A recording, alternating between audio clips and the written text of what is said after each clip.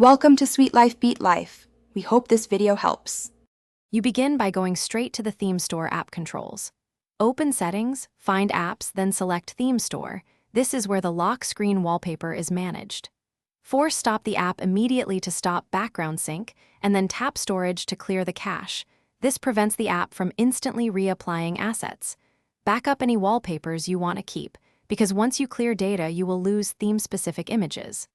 Once done, move to Clearing App Data to remove the lock screen link.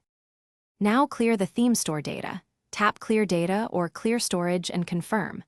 This action removes the theme assignments tied to your lock screen. Next, go to App Permissions for Theme Store and revoke wallpaper or lock screen permissions to stop automatic reapplication. Then open Settings Wallpaper or Display Wallpaper, choose a system or saved image, and explicitly apply it to the lock screen. This forces the system to replace the Theme Store wallpaper with a standard lock image, breaking the theme link. Finish by rebooting your device so the system reloads without the theme connection. This ensures the new lock screen sticks.